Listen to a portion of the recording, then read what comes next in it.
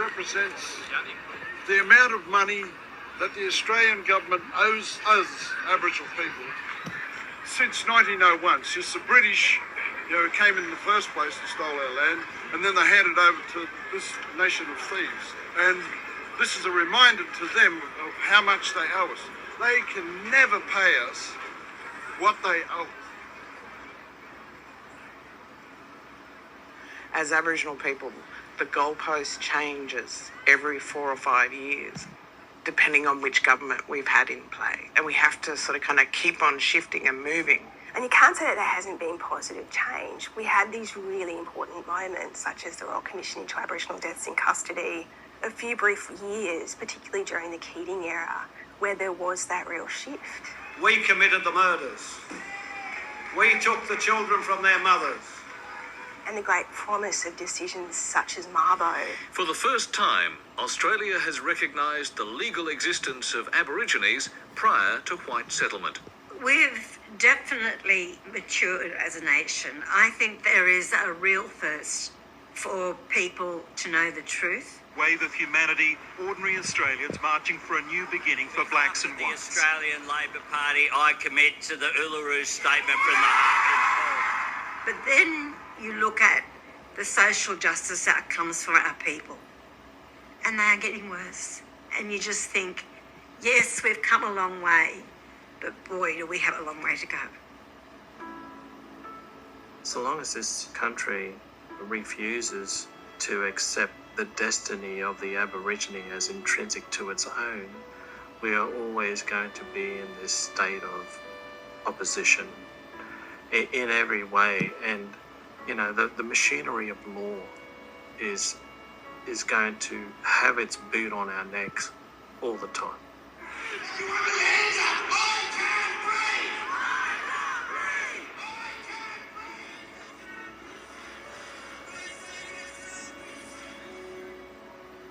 There is this expectation that the Aboriginal artist, the Aboriginal academic, the journalist will, in the course of telling the story of the complexity of our supposed lives, offer the white audience hope, because they're just so overwhelmed by our conditions, apparently.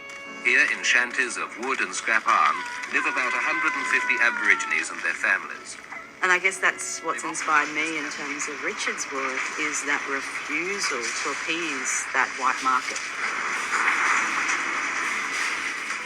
And that's I'm a champion of fuck hope. I don't have any hope. There is no hope unless we make it happen. So I'm trying to make stuff happen. I'm going to leave like a big wish list behind me with my work. And these ideas need to be taken up by the young people.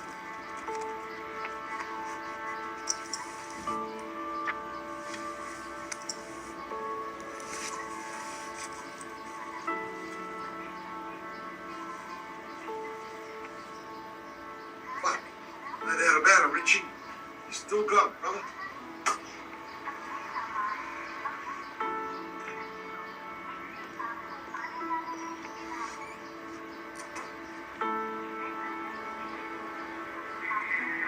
What Richard has done in terms of just showing what you can do, that's something we're grateful for.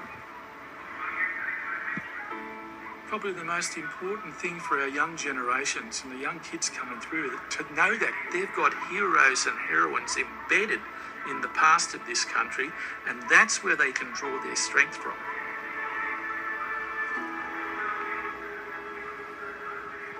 I don't want to say I'm proud of him, because, who am I? Big deal, but I am actually. Well, I'd like the artists to know that they don't need permission to do things. They can give themselves permission. I think that's really important, that we don't sit back. We actually make things happen.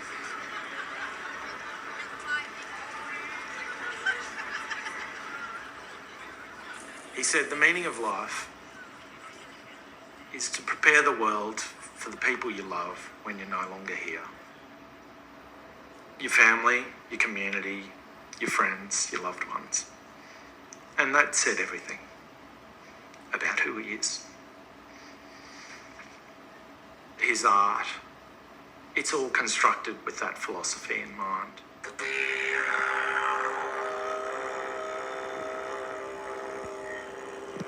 Liberation can be imagined in art before it becomes a political reality. It's not lived unless it's been expressed through art. Art is where we project into the future. We imagine the future, as Richard says.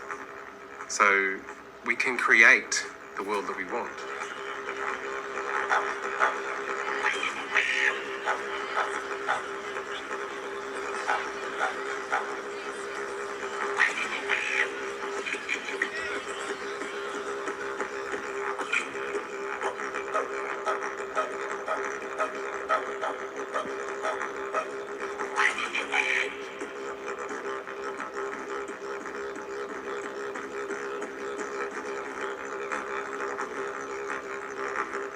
You know, James Cook planted the flag down on Possession Island.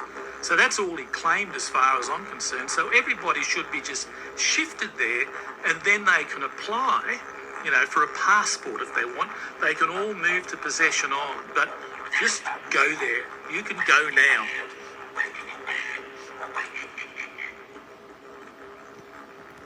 You can go now. You can go now. You can go now. You can go now. You can go now. You can go now. You can go now. You can go now. You can go now. You can go now. Go now.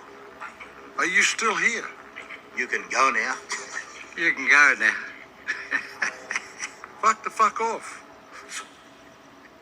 Yeah, I'm about to rattle up some cages, make some changes. Call me Blasian, my culture ancient. I like pissing off a racist. I bet you hate this. Use addict clicking on my face, bitch. You signed your waivers. Give a shout out to your neighbors as you playing this. Shit so catchy, it's contagious. Catchy cases celebrated by these academics back in Cambridge. That's ironic. We still asking for repatriation. Who your mob that you came with? What's your nation? What's the land that you stand on? It's the basics. Man, I swear we've been patient since invasion. Broad brushes that you paint with up on our faces on an everyday basis. Shit is shameless. Later